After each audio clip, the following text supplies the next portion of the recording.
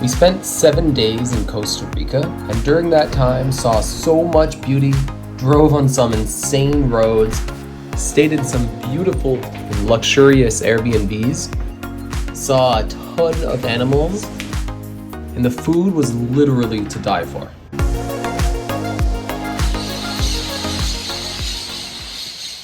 Unfortunately, this is how our trip started. But after a very stressful 2 hours on the phone with Air Canada, I was able to get us rescheduled to the next closest city, and we were still off that same day.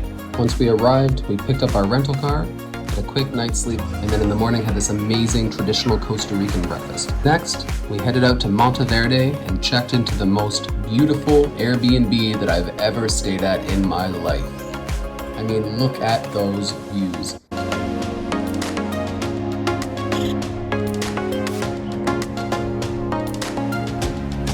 We were starving, so we headed out for dinner. And believe me when I say that these nachos were life-changing. On the way back, we stopped at a Costa Rica grocery store and we grabbed a few snacks before calling it a night. In the morning, this is what I woke up to.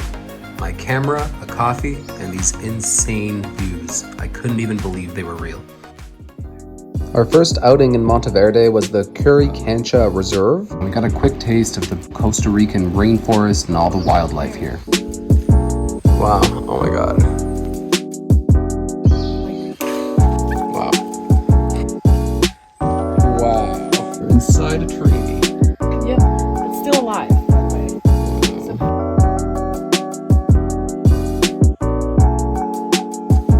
Wow, it's like it's taller than you.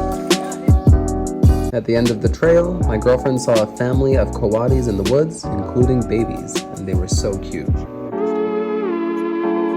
On our way out, we saw this adorable little fox from our car. We had an exciting day ahead of us, so we went to this really cute restaurant called Stella's for brunch.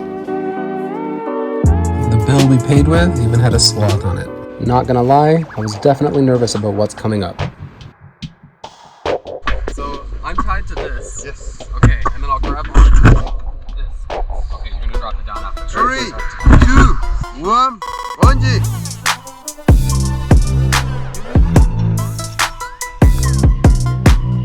Oh my god.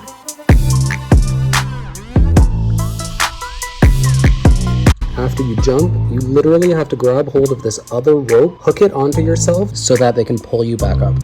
And this is scary too, just hanging there. Okay, pull him up now. After that, we needed something to relax, so we went on a private horseback tour in the Costa Rican mountains.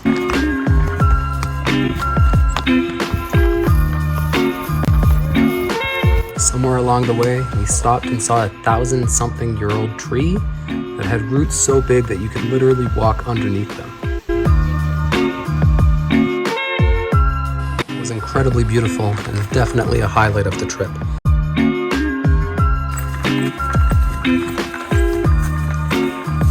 That night, we had supper in an actual tree house. It was a restaurant that was built literally in a tree. Every day that we woke up, I thought to myself, I could get used to this. We explored the town of Monteverde, and we got breakfast at Choco Cafe. We even had a chicken visit us while we ate. Everything we ate in Costa Rica was just so fresh, so good, so tasty, and just made us want to move there. Next up was ziplining, but Costa Rica being Costa Rica, it rained, and it rained a lot. We were literally ziplining in the Costa Rican rainforest, hundreds of meters above the trees. Oh, we were drenched head to toe. We were soaked, but we were loving every second of it.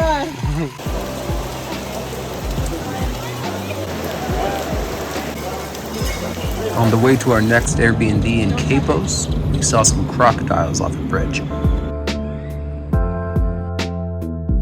We stopped at this restaurant on the beach called Coco Burger and had an incredible meal while the locals lost their mind watching the national football team of Costa Rica play.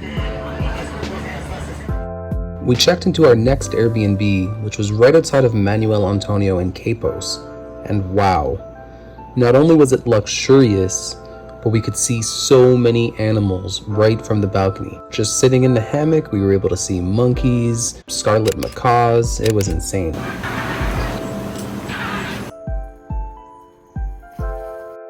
What we saw next in Manuel Antonio National Park was possibly the coolest thing that we saw on the entire trip. We saw not one, not two, but 3 live sloths in the wild. In this photo I took, you can actually see moss growing on its back. I think he's trying to go from one branch to another. Oh my god, babe. Oh my god, that's so cool. Even though it was kind of confusing to find at first, Manuel Antonio National Park was so beautiful. We even saw wild white-faced capuchins, and as you can see, they were definitely not shy with the humans.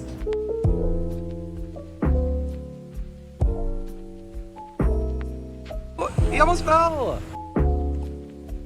On the way back, we ate at a restaurant that was on the ocean side that literally had a bar in a shot-down US cargo plane. Back at the Airbnb, we had one of the most memorable experiences of the whole trip. We were visited by the owner's dog who lived on a property nearby, and he hung out with us for a little while getting pets from us. His name was Happy, and he really lived up to the name. It was our second to last day in Costa Rica, and we went to this beautiful upscale restaurant called Agua Azul. On our last day in Costa Rica, we wanted to go see some beautiful waterfalls, but not before feeding some adorable stray dogs.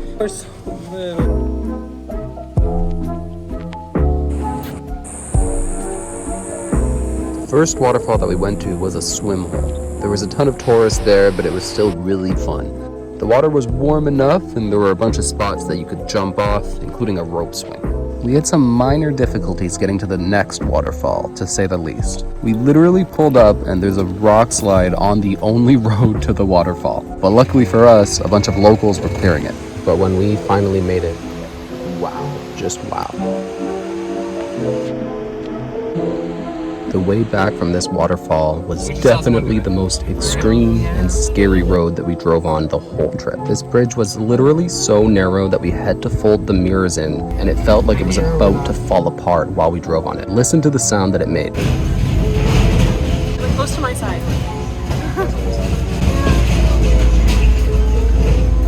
Just make sure.